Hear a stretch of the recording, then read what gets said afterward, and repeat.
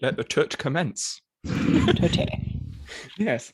Yeah, so just as like a heads up for those of you that are listening, we have decided to add a section, move a section, and change things a little bit all today. We have decided, have we?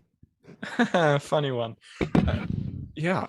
Yeah, so we're adding in a research section. So for those of you that listen to my podcast, I talk about my research.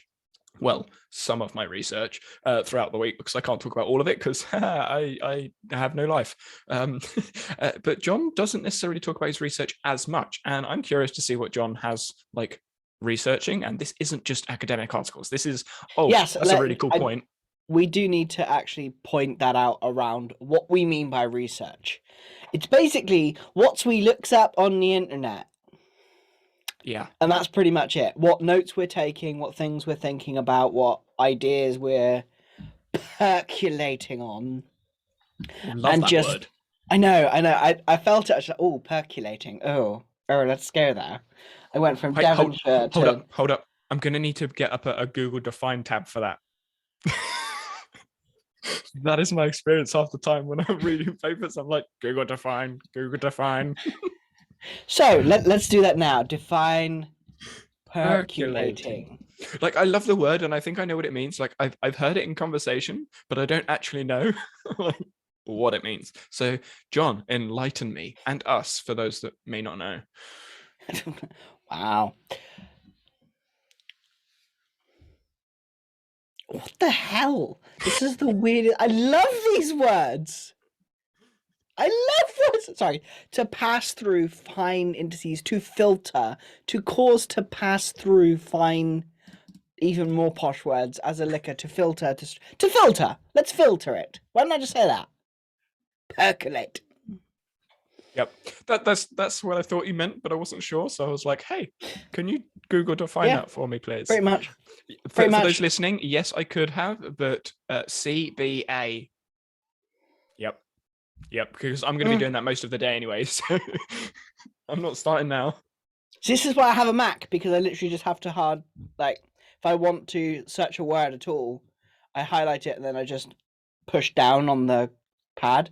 It'll give me the dictionary one and the thesaurus. For example, opinion, a view or judgment formed about something not necessarily based on fact or knowledge. Oh, and that's the word we're going to talk about today. Well, sort of. A decision. Opinion and decision. They're very, very similar. And my exploration of this word was kind of challenging. I thought it would be easy, but it's not. Yeah, this one I really struggled with. I have kind of a main point which I then expand on slightly, but a decision. It was an interesting one. I've written something about decisions before, which I'll just be expanding on because it's the same thing. So it's an interesting word. So kind of like an overview. The start of the episode is going to be us babbling. Yeah. Then we're going to do the word because the last episode that we recorded a couple of days ago, actually we put the word in somewhat the middle of the episode, and we found it useful as like anchor points to step from. So decided to move it forwards and then put our research towards the end. And in that first bit, the first bit, we can start sort of blabber about things that we're interested in and we want to mention. And John wanted to talk a little bit about our contribution statistics. Oh, I love how you've done that. So my contribution statistic goes up. Thank you very much for passing the mic. Yeah, so one interesting thing that we notice is how Danny doesn't shut the fuck up all the time. No, is around the percentages of like conversations where we had this in Otter, and I think it was you who made a comment like, I wonder who talks more, because that is something that... Or what was it you said? No, I know you talk more. I was wondering if you talk more now than you did. That was it. That yes. Difference was. Yes. Yeah. Just seeing the difference between the older episodes and the newer episodes, and we were wondering what the difference was. Simplicity, obviously, is kind of something that I care about, and the definition of simplicity and what I believe it to be. And we were intrigued to see whether there was more. in the previous season, a lot of feedback that I got personally in messages was, you don't really talk enough and you look like you're annoyed. And like Danny takes over the screen, which I don't think was ever the case. It's just for me, I respond. And this is something that I've been thinking about this week as well, around my style of working, of like how I prefer to communicate and how I prefer to lead. And that a lot of my conversations this week have been exploring that from the prompt a couple of days. Well, I say a lot of the week. The last 3 days, it's been on my mind, which is sometimes my entire week. One thing catches my attention, and then off we go. So we had a look at the differences between us, and Danny's is often more. I think the last one we had, I don't have Discord open. Let's have a little look. I think it was like 58 me, 38 you, something like that. Yeah, so 58, 38. Yeah, so Danny was 58, I was 38, around-ish. This actually said 36, but there's like 2% that was missing. That Yeah, where was the 2%? Yeah, so they thought it was a third voice, so it's probably us talking over each other. Yeah, I do that sometimes. Just slightly. Yeah, and we were interested in seeing what the difference is.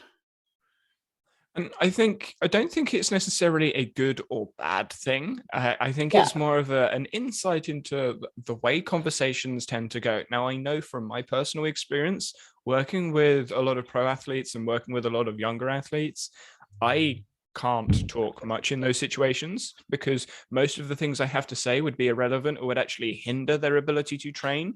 So as a coach, when I'm working with individuals, I say almost nothing because most of the information I have, they don't give a toss about. They don't care. It's not relevant.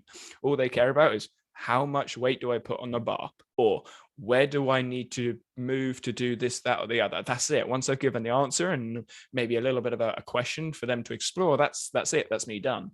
So when I'm in an environment where I'm like, oh, I can be a little bit more nerdy and actually talk about the whys and the hows and stuff, I take full advantage. And I think for me, like from my perspective, I'm very much a mirror in the environments that I'm in naturally, because of how I am built, because of how I work. I mirror the people I'm around. When I'm around people like Danny, we talk really nerdy. When I have friends who are really nerdy, and I have friends who are really not. And a little bit of a chameleon in that instance of like helping people see what they can see and then responding. I enjoy that response, and I think for a while I got a bit tripped up by it. It's like a lot of what I'm talking about recently is about leadership and leading and sharing a message, and that kind of idea is, do you have to be loud to be a leader?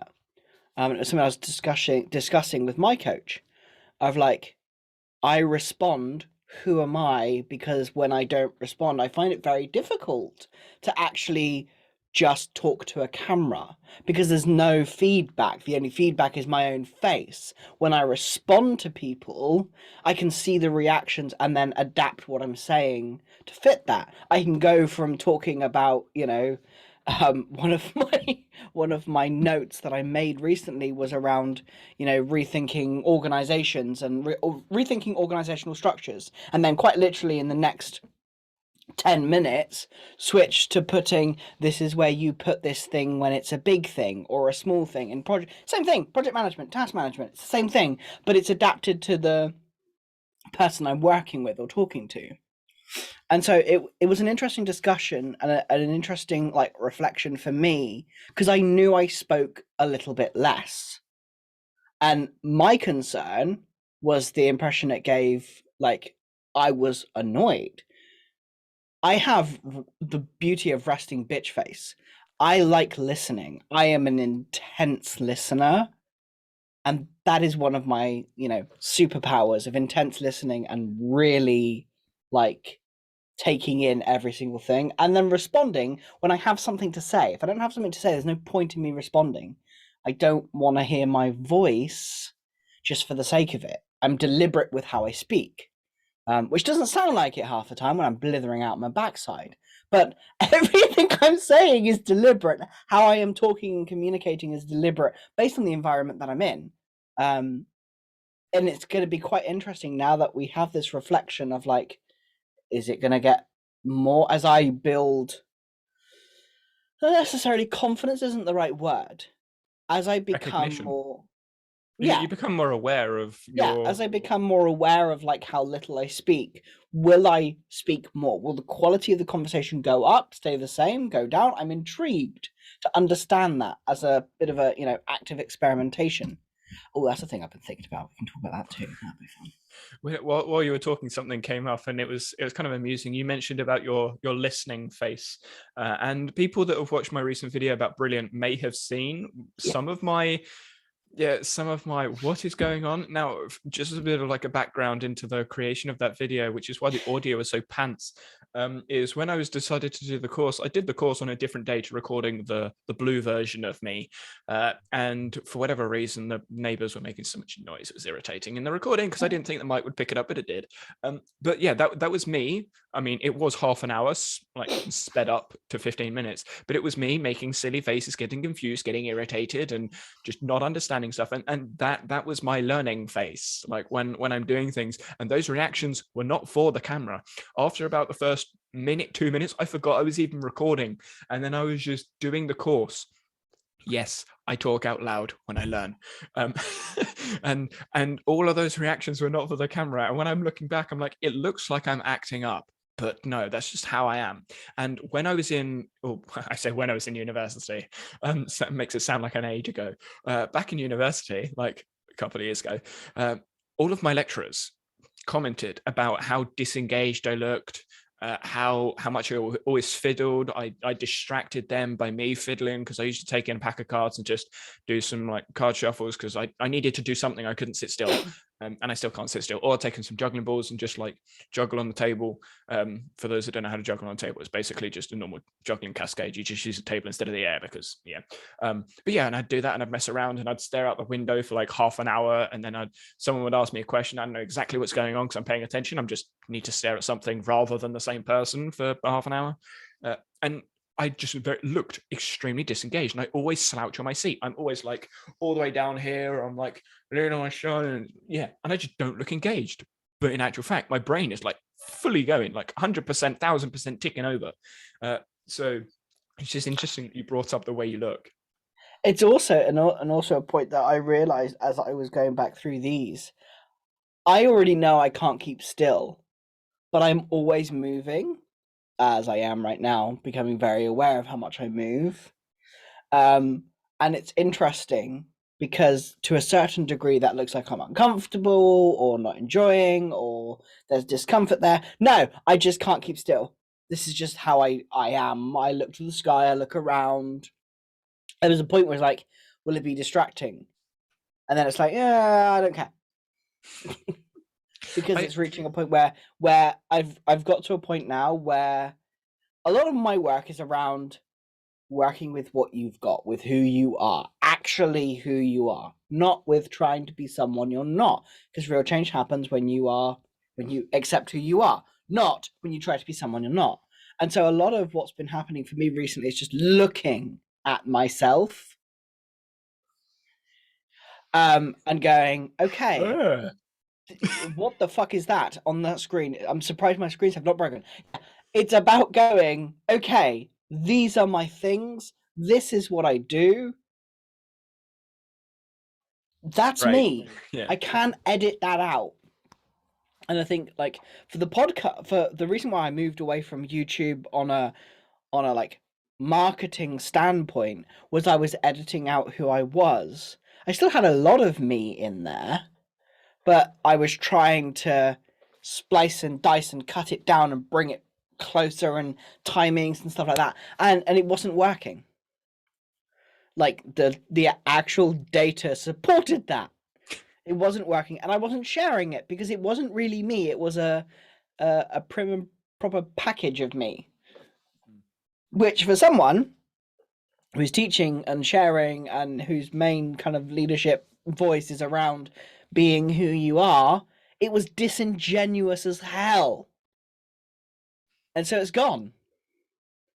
I stopped doing it, and that's why I never had that motivation to do it. So, like, from a learning point, if you're struggling to do something, even though you know it will help you, revisit why, check in with yourself. Like,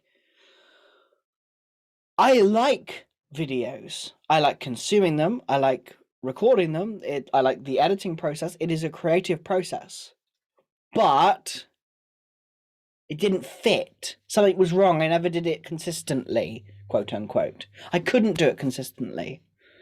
I think that comes down to format. Just like my personal look on that is probably finding a format that works for you. That's where I was going. Not necessarily just in like, oh yeah, this video looks better, but also a format that you feel more comfortable with. And that's what I found with me talking to myself. Yeah, and also for you, like, that makes sense. And it's like you visit, like, what would it need to look like so that it embraces you, which is what you've done. But also there's another level to that. Is like the effort you have to go to do that is so high.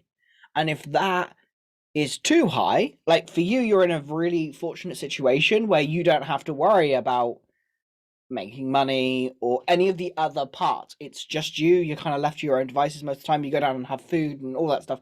That's done for you. So in an ideal world, my videos would kind of be very similar to yours because I have that voice in the back of my head, and I would come in in fact I used to do that with John Ocean when I had him in the videos. He used to come in and he used to be one side and I used to be the other. But I ran out. I just don't have time to produce those. I have a limited amount of hours. And so it's like, okay, what is the shortest distance to take to make the most impact? I'm not going to say the 80-20 or the 90-10 principle because I think that is overrated as hell. Desirable difficulty. Yes, I was going to go there, but you got there first. Thank you, dummy. For people who know, go on Twitter for that reference. That was a reference. Because literally I was referencing the desirable difficulty and attributing it to you at the same time when it called you dummy. It was wonderful. The irony is far from dumb. So... Well, depends what part of the conversations you listen to. But yeah, it's just choosing your desirable difficulty, as you were saying last week, or this week, or today, strictly speaking, because it's published today. But last week's episode, you mentioned about simplicity being desirable difficulty, which I loved. I loved that. Content timing is great. You're like, oh yeah, lost. Wait, this. What? I'm lost. I do it all the time. I'm like, lost. Wait, was that the video? Is that the podcast? When did I talk about? What to do with simplicity? Yeah. And you were mentioning desirable difficulty, and I really liked that. I thought that's a really good analogy. What I was trying to say in 2 words rather than 30. And so it's about finding which one was right for me. And the podcast is the most effortless thing that I can do. And I can edit it to just tweak what I'm saying. I can just talk naturally and process my thoughts on the go. Then when I've processed my thoughts, I can go in and either re-record them or put in the overdub, because that fits really easily and it's fast and it's easy and I don't have to think, because the more I have to think, the more I'm going to tweak and change. Being a perfectionist over a performer, I will always try to make it much better. If I have a limited amount of time, I don't have time to tweak and prance and pranny around with it. So I just have to get it done, publish it, get it out. That's it. And Descript is a miraculous tool. That means I don't even have to do proper audio editing either. Thank you, Descript. Look at you. So so there's a couple of points I have in mind. One of them is with the editing. With Descript, I don't use Descript because obviously I do my edit anyway. But I don't know how the JNL cuts would work in Descript. I would imagine you can do them, but I don't know how they would work because obviously I mess up. So I'm like, I need to put this video over that bit and do this audio here and that audio there. And I don't use Descript. You can't. Yeah. Well, you can, but it's really fucking hard and it's clunky and it's horrible. If I were to do that, I'd be back in Final Cut because it's the only way to do it, really. Yeah, that's what I was thinking. And the other point which relates back to our moving around, is something that I have noticed is when I'm excited about something or I'm interested in something, I move more. I speak faster because I'm excited. And a lot of people get irritated about my videos. They're like, oh, you talk too quickly, or I don't have to put you at times 2 because you talk so fast. I'm like, no, I don't talk fast. I talk normal for me. It's just fast for everyone else. Everyone else is just slow. And I don't want to say that they're not excited about what they're talking about, but I think they have a different level of enthusiasm about what they're talking about. When you go back, this is something that I do with some of the creators I watch. When you go back to, for those of you unfamiliar, Crash Course, Hank Green and John Green, both of them in the old Crash Course videos. If you have a look at Hank, he is speaking at the same speed as me about the topic. The main difference is he has an animation team dumping loads of animations over the top of him speaking, but he is as enthusiastic about the topic that he's speaking about as I am. When he starts moving away from his field of research into other fields, you can actually like audibly feel the difference in his speed, because it's not his topic and he just explains the topic. Then when you go to his TikToks, again, it's like 100% because, oh my God, look, I found this thing out, or I found that thing out. Same as Vlogbuggers brothers. I found this thing out, that thing. And it's like 100% again. And then when it's another topic, he starts slowing down because it's more methodical and he needs to think through what he's saying. And I think that's the same for a lot of people, which is why some videos I watch and I really question how much they care about the thing they're talking about. They may be trying to be precise, but you're just being too slow. I think another point of this, I was talking to my coach yesterday around content. This is completely like not even on the topic of today's thing, but I was going to do a transition, but you went, so carry on. Thank you. Up in my percentage. There is a. Hopefully people get that reference. Huh? Don't take that out of context.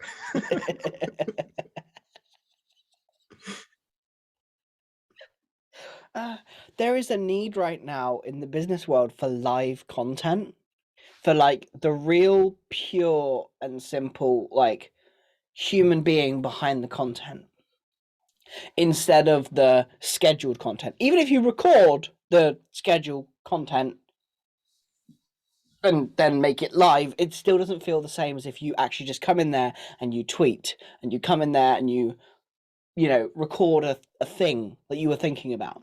And I think what you're saying there is a really good point. If you're excited about something, to just talk about it. I love it. It's interesting. My theatre background comes into play with what I'm doing quite a bit. And I didn't realize this until I started editing my own work. I don't always talk fast, but I talk particularly in a particular way that I don't actually realize it's a subconscious thing I'm doing. I emphasize certain ways of talking. I transition and have mine isn't, I think fast and slow doesn't work for me, because I can go really, really fast and then really, really slow. But it's not because I'm not interested. It's the flow of how I speak is very much like, it's almost musical, I noticed. It's like you can see the rhythm of my words as I keep talking, as I'm trying to emphasize a point. I'm slightly over-exaggerating because I realized as I was doing it that I was doing it, which is really funny. But the idea is it's not just fast, just to clarify. Oh, lovely. Bloody fucking camera. Fast and slow is not necessarily all of it. It's also how you phrase it. Because I love everything I talk about, because I just wouldn't talk about it. Yep. But it's not always fast. Sometimes it is. I can't think of the right word, but it is deliberate. Yeah. It is a formulated opinion on how I should talk. That was a really, really, really bad transition. Please, Danny, take it away. I was gonna transition you. I was gonna save you, and I don't even know if I should save you now after that. No, it was really bad. Look, I was wanted more me. Here's some really bad transitions. So I was actually going to transition into decisions, because I thought that transitioned quite well, because you make decisions about the content you talk about. That makes more sense, doesn't it, John? Oh yeah, yeah. We'll edit that other bit out, right? No, I won't. No, I don't think so. No, I will not.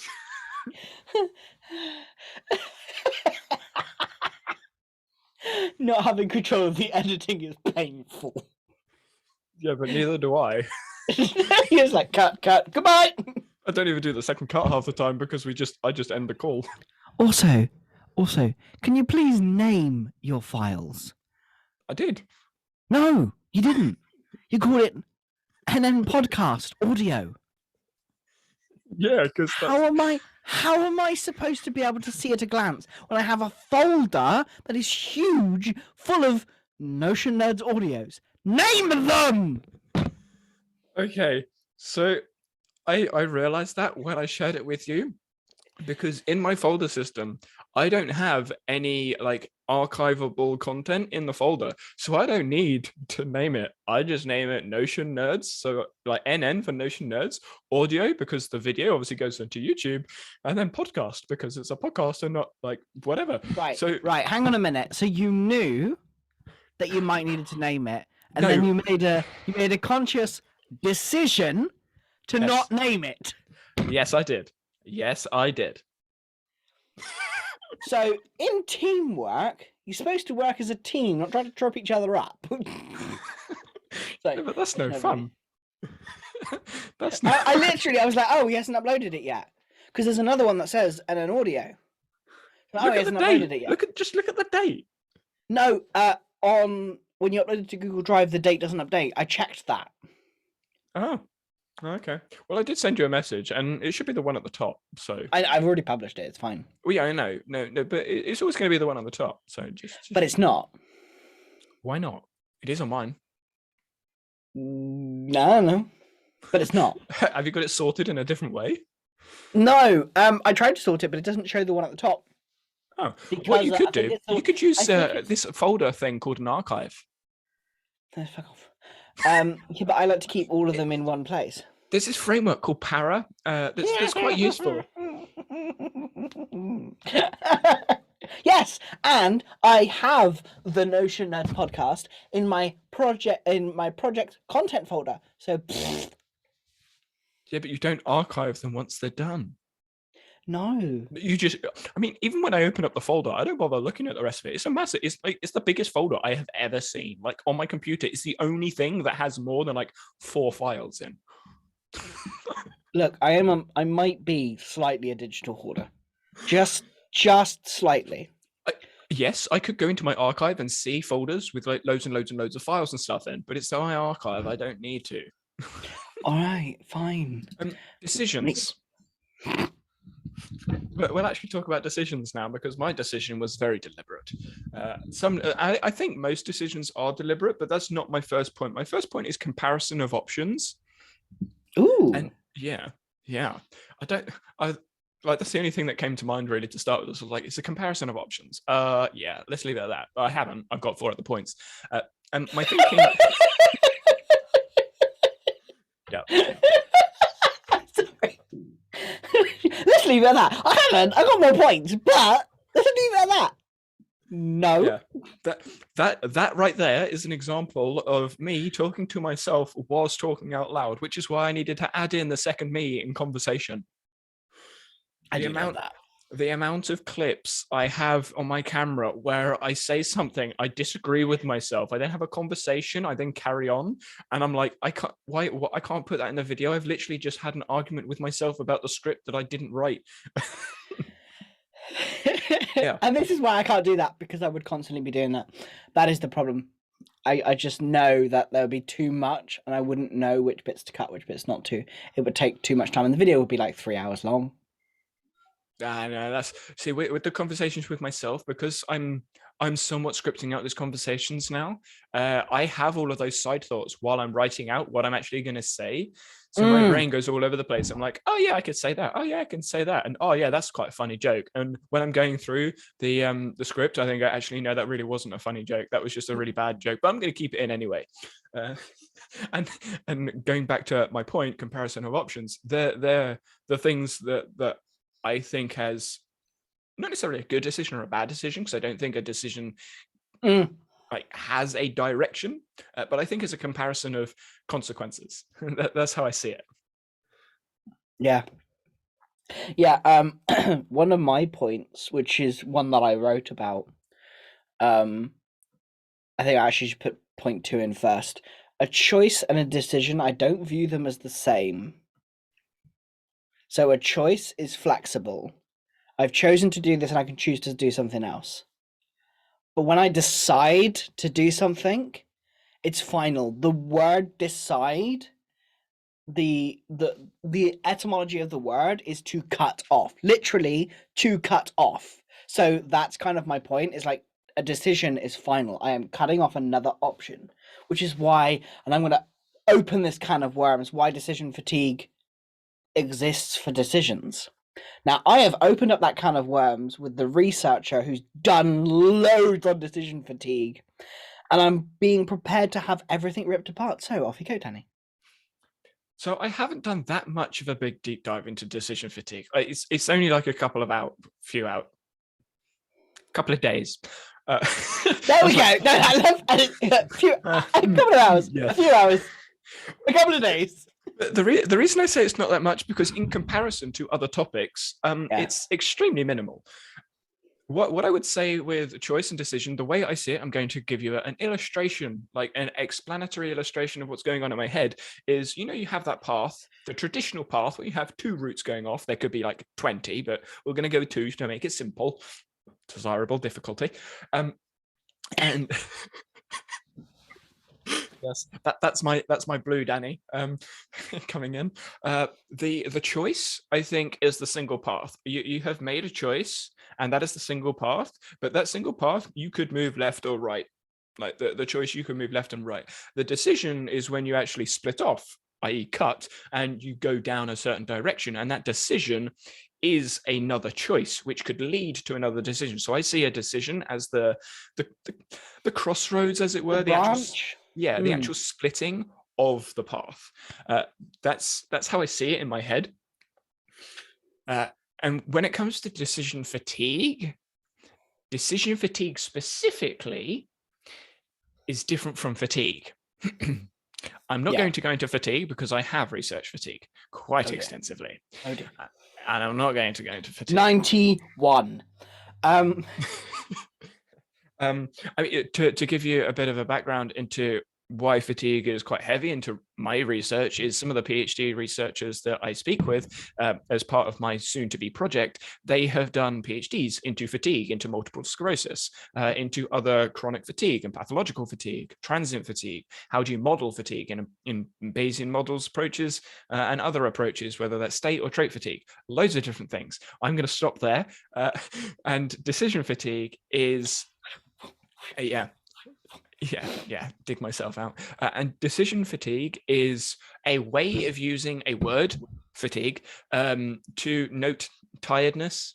Basically, like you're tired of making the same decision or making lots of decisions. Decision exhaustion. I do find decision exhaustion a better phrase, but fatigue sounds posher and sexier.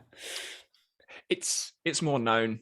It's just something that's known. It's like, oh yeah, I'm fatigued. And it's a way of using the word. And that's where like you can get into the philosophy of how to use words and terms. I think it's Ludwig Wittgenstein, I think, was the philosopher. I can't remember. It doesn't matter. It doesn't matter. But basically, it's how you use the word. And the way that I see decision fatigue relates to cognitive load theory, which is essentially if you have a certain amount of bandwidth and you've made loads and loads of decisions, and then you don't have much bandwidth left, if you need to make another decision, you don't have enough energy in your bandwidth to make that decision. So you go, no. And that's basically what decision fatigue is. You have X amount of energy. Let's put an arbitrary number on it, 10. You've made 9 decisions worth, well, you say you've made 5 decisions worth 2 points, and you need to make another decision that's also worth 2 points. Well, now you're -2 because like 6 2s is 12 and you only had 10 to start with.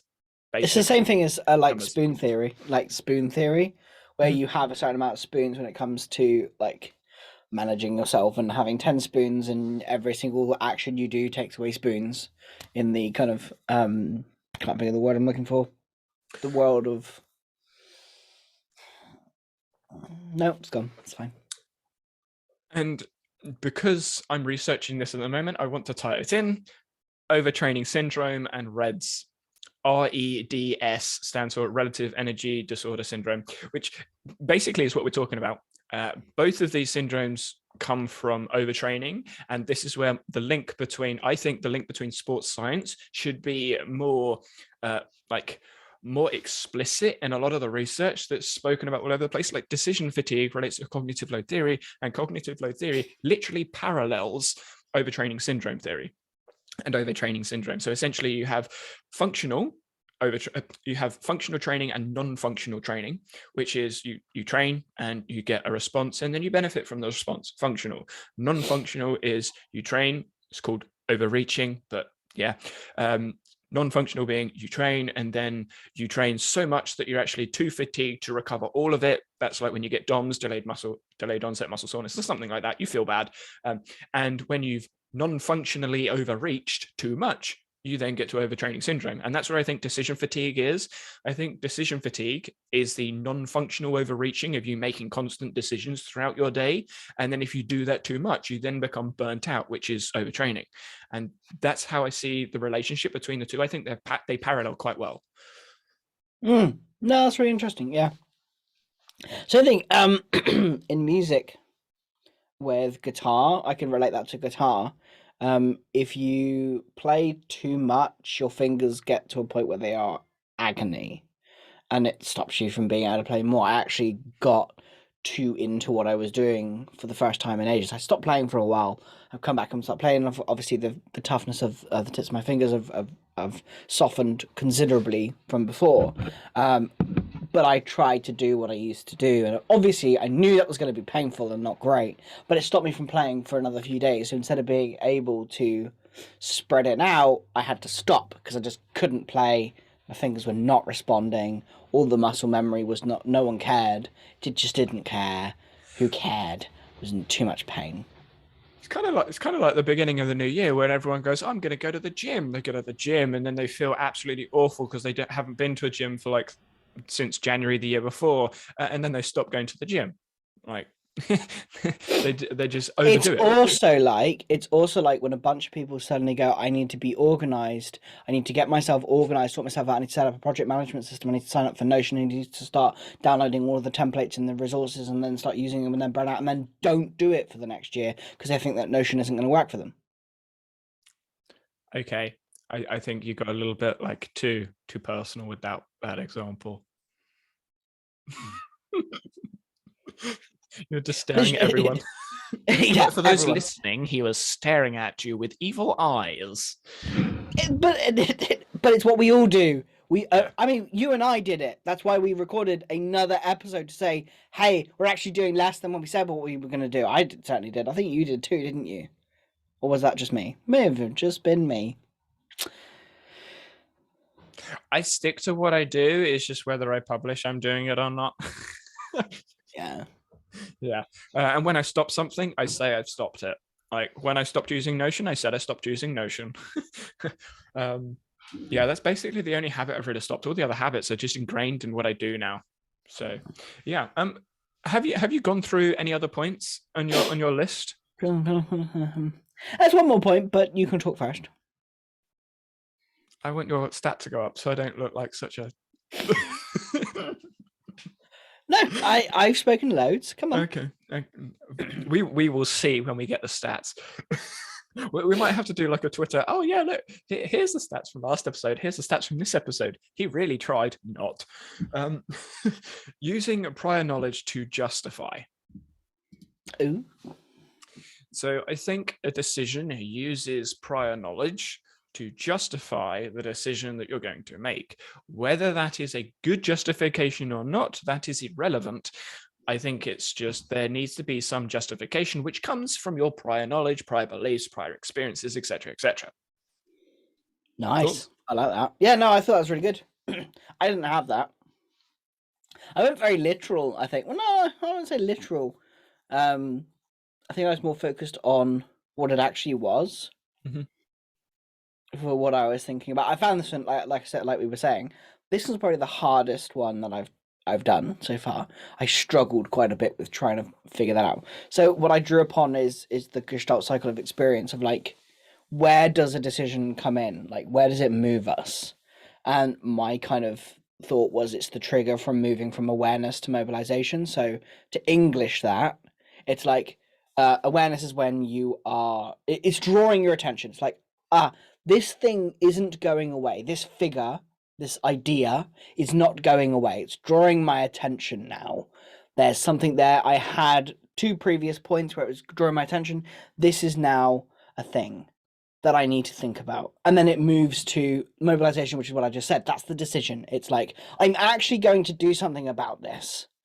It's I'm not going to ignore it. The choice was to keep going or ignore it, to explore it or ignore it. And I decided that ignoring it wasn't an option and I'm moving forward.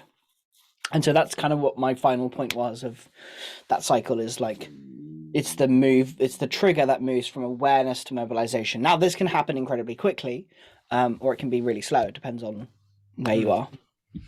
So going back to my analogy, what you said there, I think, is a really, really good, like, supportive piece for the, like, here's the path, this is the choice. The path you're on is the choice that you're going to make, and the decision goes off. Now, my last point was about looking backwards and looking at prior experience. And then my next point is actually looking forwards. Now, we can't always see everything that's forwards because use whatever analogy you want. There's a bush in the way. There's a tree in the way.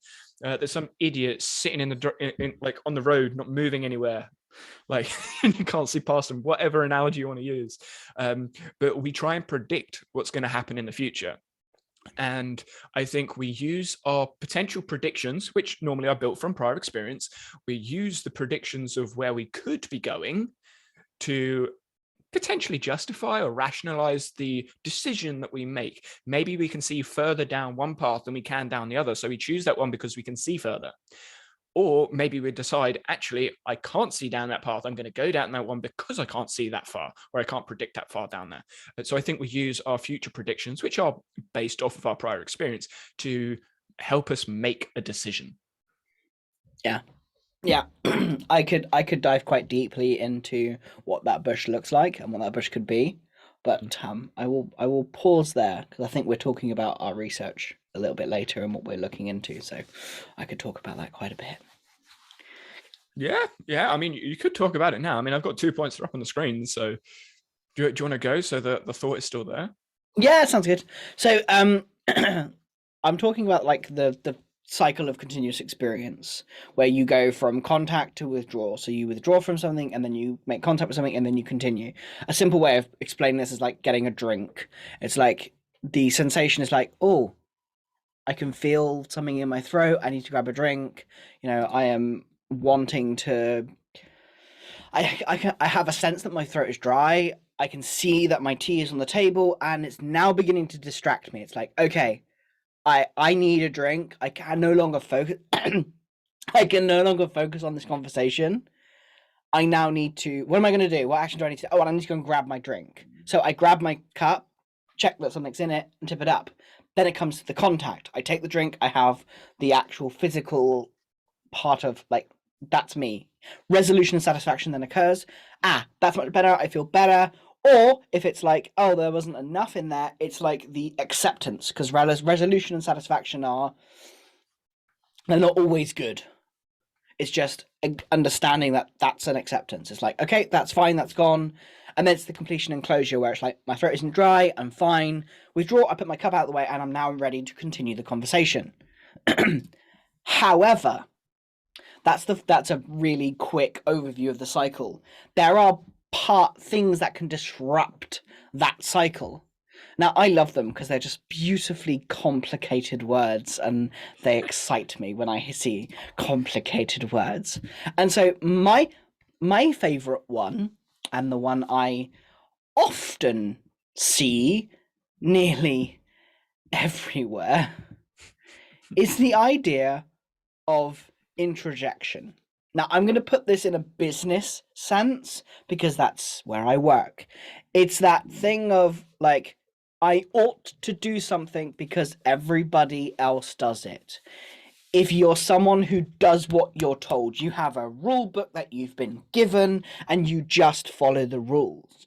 You just limit your choice of behavior with like you have a belief system like I'm thinking of like Fairly Odd Parents with the rules that you I went now.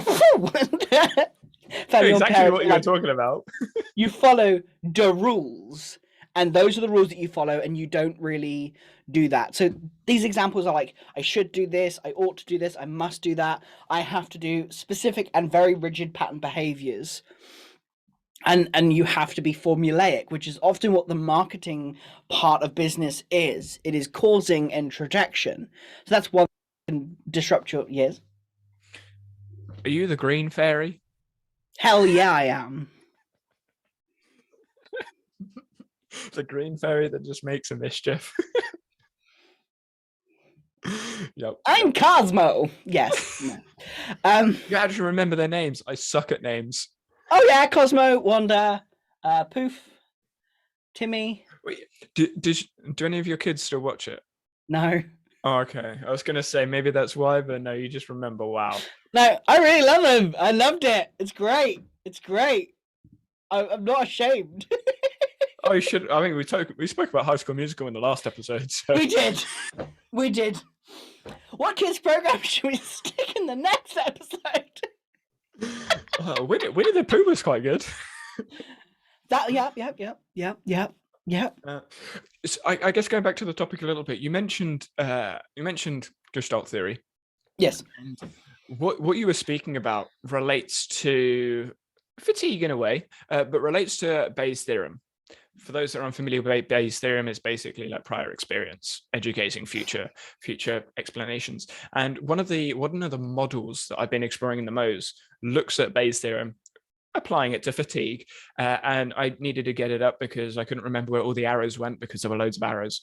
And it basically goes from the body, like getting external senses, lower level of thinking, higher level of thinking, metacognitive level of thinking, then self-efficacy, and then at the top they've got fatigue, which you could probably put anything there, to be honest. And the reason I got it up is lower level, higher level, and metacognitive level of thinking. And when you were saying about like being thirsty, there is a lower level recognition that, yeah, I'm kind of thirsty, but it's not really doing much. That's not really that significant. And then as time goes on, those signals start to mount up. And then, okay, actually, I should probably pay attention to this. This is now higher level thinking. I should probably pay attention to these signals that I'm receiving. And then as time goes on, your brain suddenly goes, actually, past experience says that if you don't do something about this, you're going to feel really bad, or you may even faint because you're dehydrated, or bad things happen. And so you actually make a decision. Yeah, and so relating that back to the kind of cycle of experience, you have multiples of these cycles over and over and over again. Like I have slowed it right down and made it incredibly specific, but I am having these cycles happening right now. I'm going to actually bring awareness to them, which is really weird. So my phone just pinged. Readwise reminded me that I haven't looked at my Readwise for the day. Oh, I could actually, what the action could be is, okay, I need to look at that now. But because of my prior context of like, oh, I'm in a podcast episode, that's not going to make sense right now. I don't need to take action yet. My action is to not take action. The contact is to not make contact, moving straight to resolution and satisfaction. I will look at that at this time. I will come back to it after the podcast episode finishes. I will open my phone up and then I will be able to close a loop.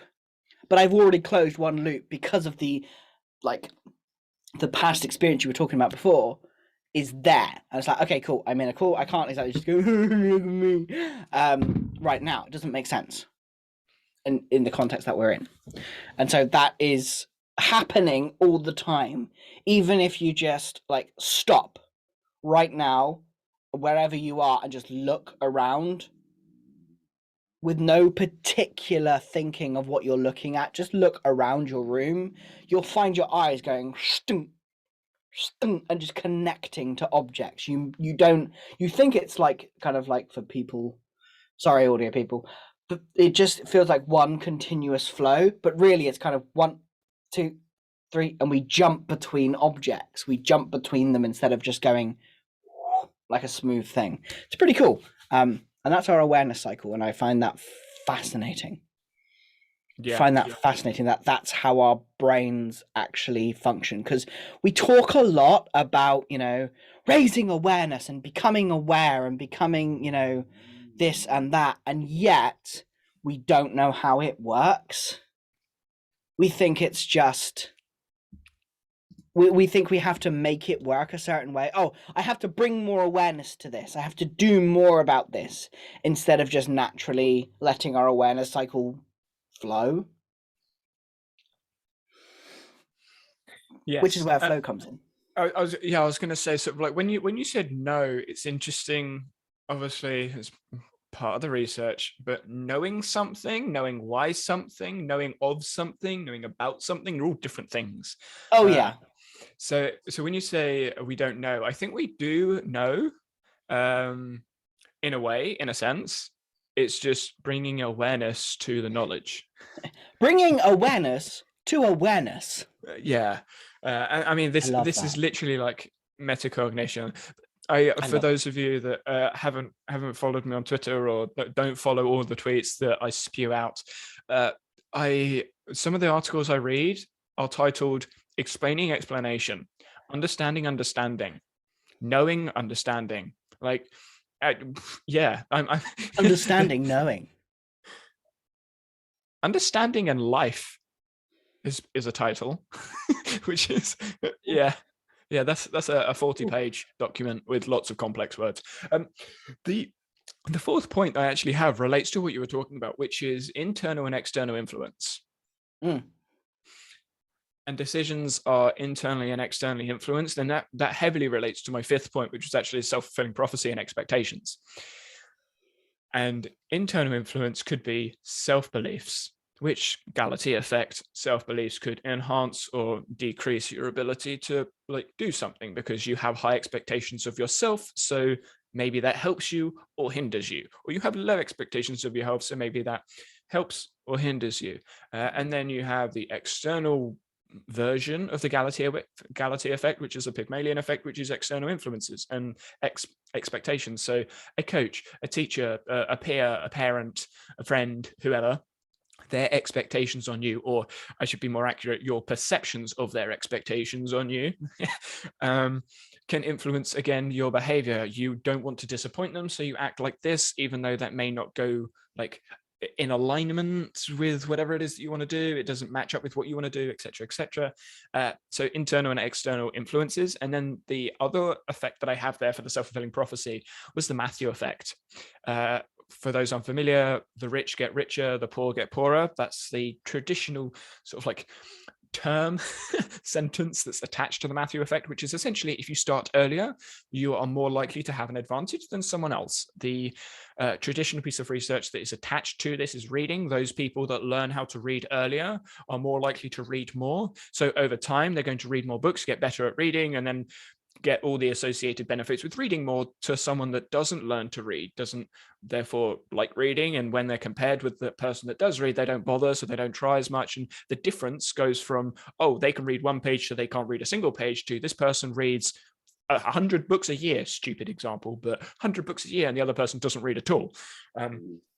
But that would be the implications of the Matthew effect, which again comes down to expectations of what you are compared to someone else. And I think they all impact your decision to do something or not to do something. I will end my conversation. John, over to you. Say something. I was just saying how long I could pause before you get really uncomfortable. Like, I need to talk again. I need to talk again. I need to talk again. I need to talk about. Yep.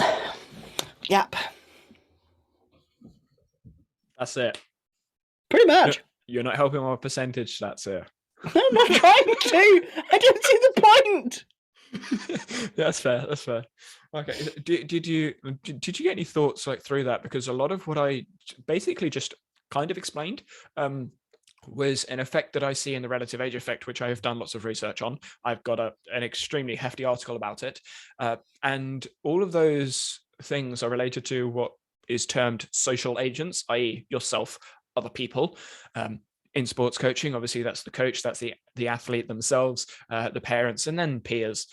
But I think if you take it out of sport and you put it into literally any other context, all of that, I think, is still valid, because you still have, whether that's a business coach, a peer, still parents or co-workers. I think all of those effects still apply.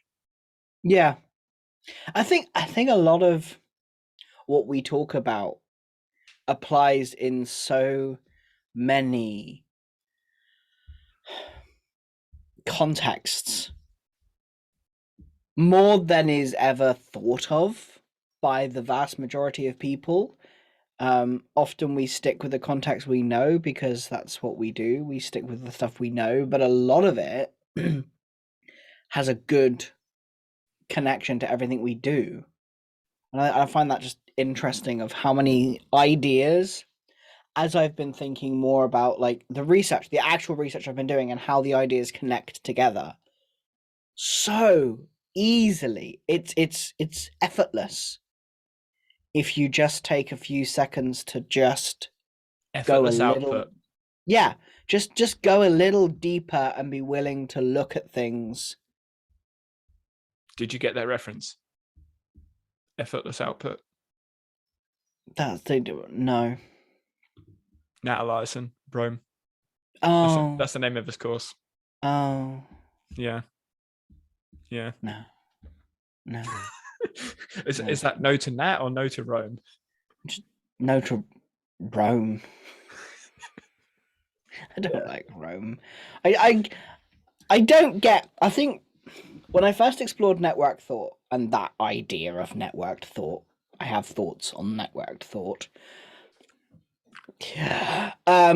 But when I tried Rome, I liked the idea, but the implementation of it wasn't right for me. It didn't fit right. Whereas with Obsidian, I think the barrier to entry is not only lower, but it is far more flexible than Rome in so many ways. I feel it's more flexible. People compare Rome and Obsidian as 1-to-1, but I don't think it is 1-to-1. I think Rome is very different to Obsidian.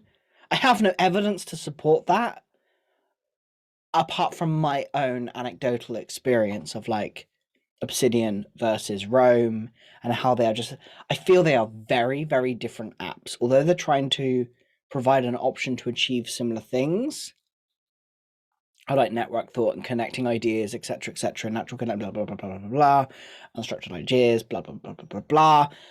I really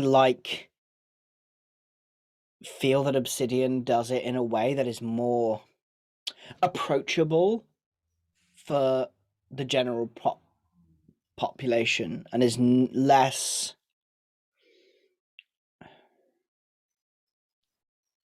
elite. I'm gonna actually just fucking say it. Less elitist. Like Obsidian is so different. It's much, I feel from my experience, it's more very community driven. People can go in and talk and just have ideas and play with ideas, whereas Rome is not. I don't like the direction Rome is going, just from my personal values, and not even the cost of the software. I don't care about that. Like, I pay for a license for Obsidian now because I want to support them and I wanted early access to the preview. I don't know.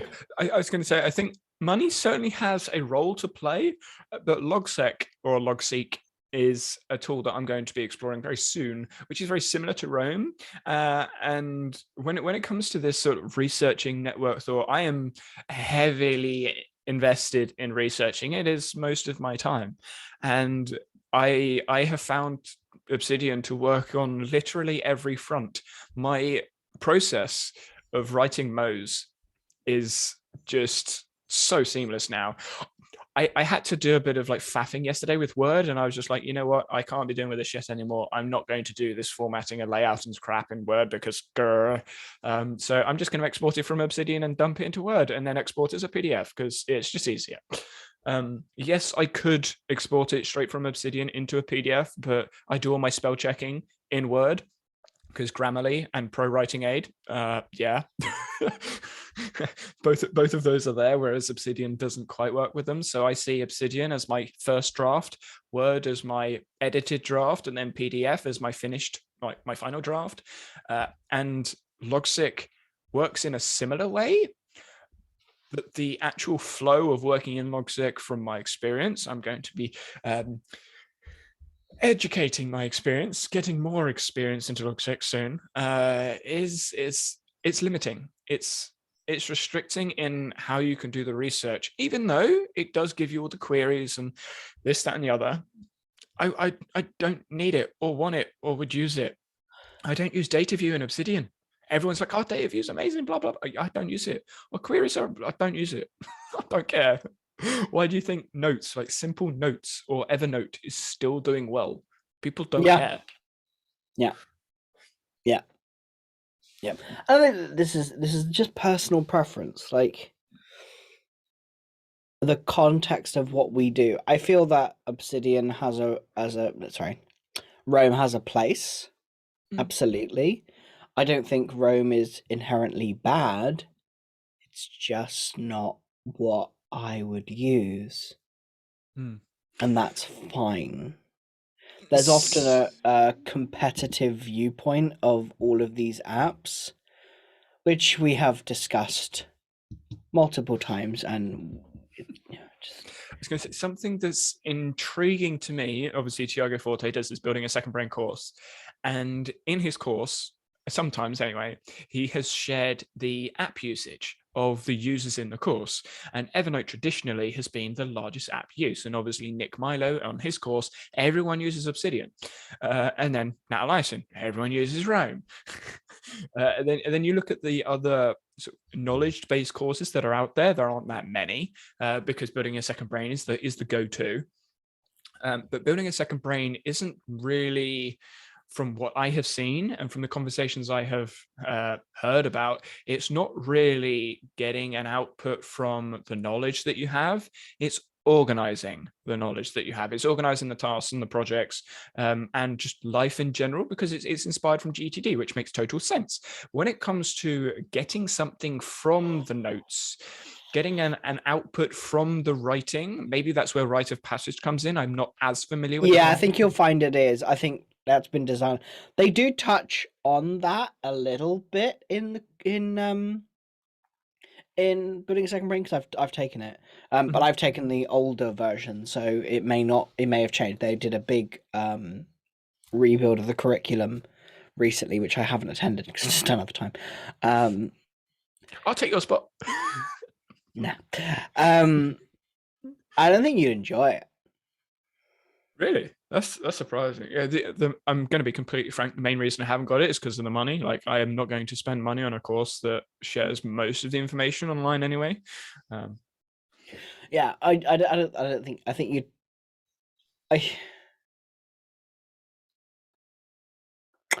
I think, like, from my perspective, I joined because I didn't really know what I was talking about, like how to think about it, and it gave me an opening to start thinking about it differently and understand.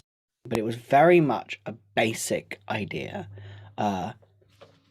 Here's the starting point. It goes very deep and it's very detailed, and it talks a lot about, information fatigue and, overload and all of that stuff, and input to output. It has a basic part of input output when I last took it, but yes, the idea is you take that course to organize yourself, then you move on to rite of passage, then you move on to the accelerator. Like, they have a funnel to go down.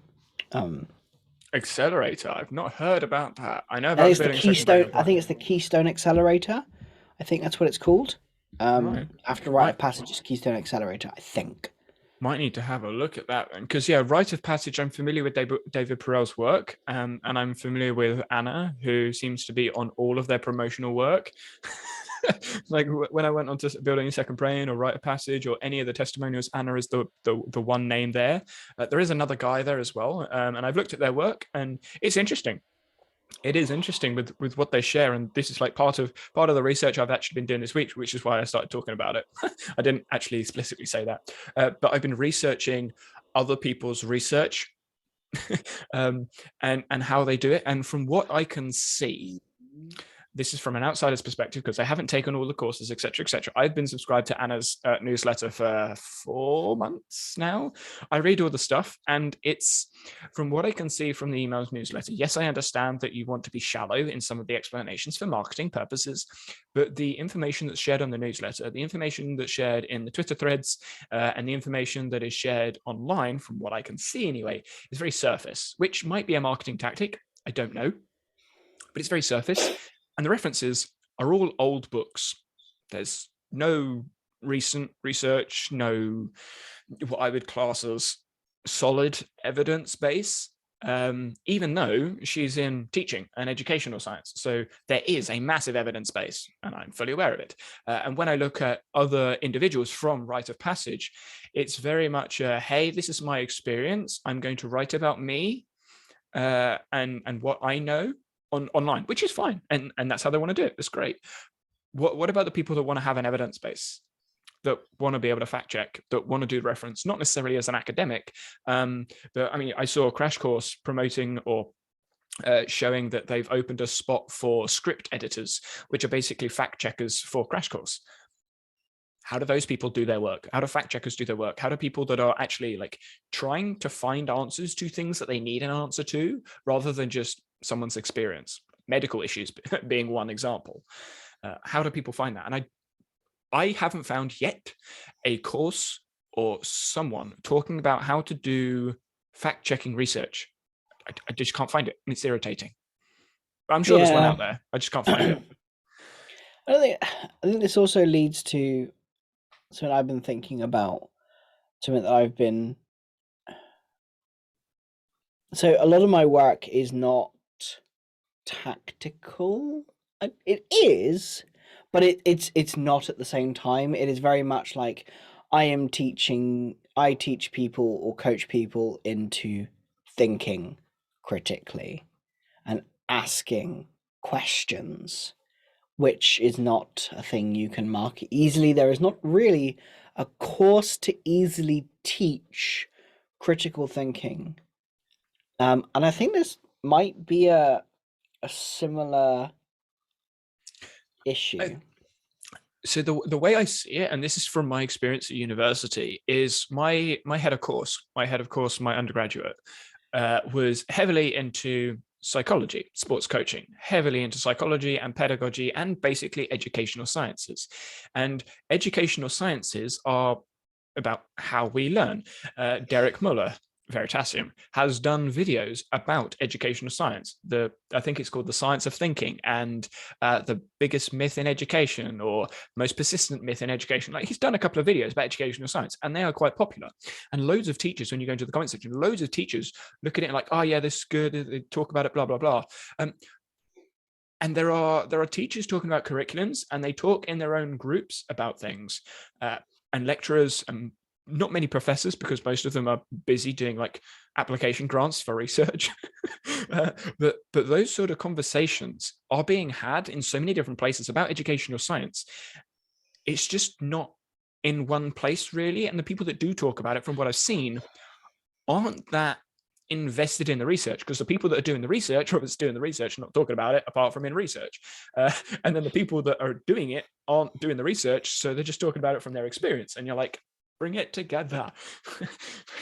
And that's the, I guess that's the course, that's the conversation, that's the thing I want to see, which, like, the closest thing I have found to it is the StudyTube videos on YouTube, and they suck. And I'm like, I want more. And that's where I think the fact checking, the researching, which is where I went to, like, building second brain and Rite of Passage, because they make sense. Like knowledge management, I haven't done any of the courses, and I am familiar with oh wow, I said his name earlier. Tiago? Nope, the Obsidian course. I've got his face. Nick Milo. And I thought Nick Milo's course was going to be something like that, but from all of the conversations that I've had about people that have taken the courses, it's just how to use Obsidian, which makes sense, and how to build out maps of content. But it's not okay, this is how you can do research. And that's a skill that most people learn in college or at university, how to do research, or how to fact check stuff, how to make sure news isn't trash. What? So my brain's just gone, we spoke about Harry Potter? in the last episode, supposedly. Yeah, I mentioned Harry Potter because at the end of talking about High School Musical, because you made a joke about High School Musical, and I was like, oh yeah, Harry Potter's next, because I was thinking of Kim Pennelly at the time. Yeah, Yeah. she's just tweeted it. I got a notification, Okay. which completely distracted me. Yeah, no, that's literally what went through my head when we were talking about High School Musical. I was like, oh, Kim Pennelly, Harry Potter. Let's just say that. I think I'm saying her last name right. I'm not sure. She's German, so I think that's right. but yeah, so that's kind of like where my research has been going this week. My research has been researching how other people research. Yeah, and then obviously loads of other sciencey topics. So, yeah, what are your thoughts on a fact checking course? Because I know we've had lots of conversations about it's how to do research. I'm like, how do you find out that thing? I Apart from think doing a that's university degree. Yeah, that's the problem. I think for me, from a quote unquote officially non-educated person, I would love a course like that doesn't require me to spend nearly 4 or 5 times as much as bloody building a second brain just to have that one little bit. I would love to have a fact checking course, but I think it coincides. A slightly hot take here, I might annoy some people, with Notion and a course teaching you how to use Notion. I hate every single one of them, and I helped with. They teach you the tactics of using the software, how to do this and how to do this and how to do that.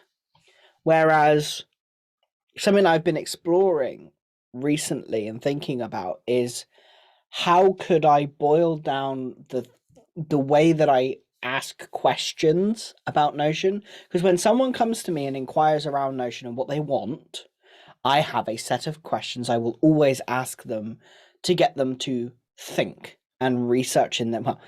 Brain, their own personal way of working research, basically, to go whether this is actually what they want. Beyond the do they need to be on mobile all the time? Which is obviously, if someone says they're going to be on mobile all the time, I tell them run from Notion, run, cry, and scream, because Notion is crap on mobile. Better on not slightly better on iPad now, but still really crap.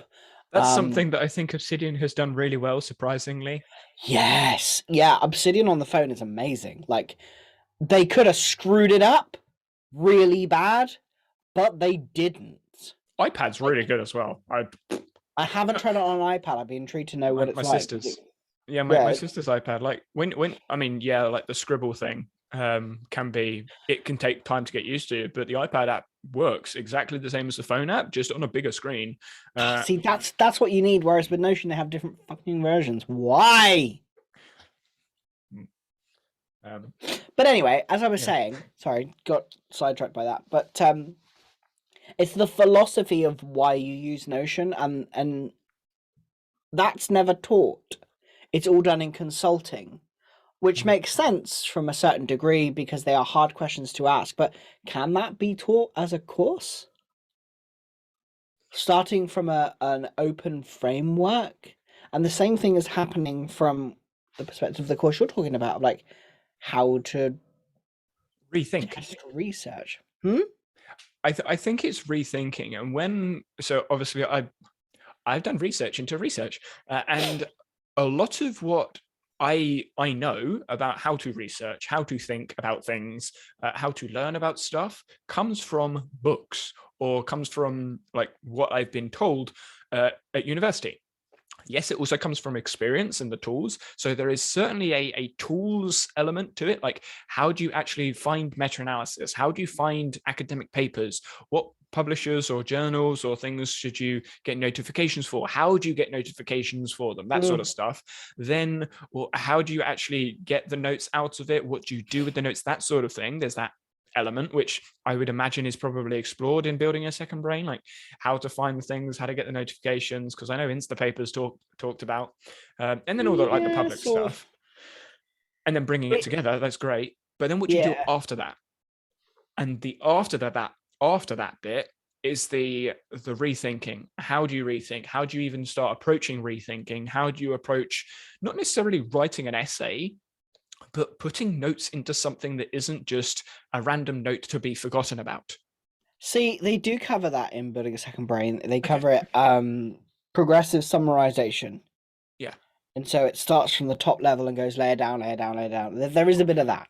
I personally never liked the layered approach. I wanted to go straight to layer 6 and like the shortest possible thing. But I think they sort of do that. Yeah, I mean, I have no intention of making a course, just making that clear. Yeah. I have no intention of making a course. It's just the research information that I am aware of, that I use every day, and most researchers use most days, like active researchers in academics, they use the tools all the time. And a lot of people that consume information don't know the tools or the ways of trying to fact check things. Lateral I mean, reading. it might be useful for you to actually share those ideas, because that is something I'm interested in. Like, what are the tools? Because I don't know. Lateral reading is obviously something that is spoken about a lot, but how do you lateral read? How do you choose those sources? How do you find trustworthy sources? What are trustworthy sources? How do you decide whether a paper is good or not? What is a sample size? Does that matter? What is an effect size? Does that matter? How do the methods affect how credible the information could be? Is it a primary source or a secondary source of information? Is it transferable knowledge or is it priori knowledge? Like those sorts of questions were, I ask those sort of questions whenever I'm reading a paper, and I don't see that shared outside of the academic fields. So when people see the news, they just go, oh yeah, that must be true. They don't look at the methods. They don't look at priori knowledge, transferable knowledge. They don't look at citations. I mean, something Wheezy Waiter said in his most recent video, which made me laugh, was, oh yeah, those links, those backlink things. Yeah, no one pushes that. I was like, no, they don't. Yeah. But so all of those sort of information seems somewhat hidden in the academic world, but I think could be useful for other people. It's just, I don't know what course to direct people to when they ask me those questions, or what resources, because I talk about it all the time and I'm like, you could watch all of my videos. But obviously there's going to be contextual questions which require conversation, which again, you need to engage in a community that talks about that, but most academics don't. Yeah. Because they're too busy doing academic stuff, lecturing, doing their own research, etc., etc. Yeah. It's interesting. Don't have any answers, but yeah. So I've gone through all of my points. I think you've gone through your points. I've gone through most of the research that's been like top of mind for me this week. Yes, there are other research topics specifically that I've had a look at, but I'll talk about that in my podcast because that'll be like a whole half-hour conversation. Is there anything else you want to bring up? No, I mean, there's plenty I could bring up, but I think we've kind of got to a good conclusion here for now. Sounds good. Right. This will go up obviously next Saturday, and do give us feedback on your thoughts about research, like whether you like the section, didn't like the section. Obviously that was me talking about researching research and John talking about Gestalt psychology. There'll be more. Yeah. Right. Bye guys. Bye.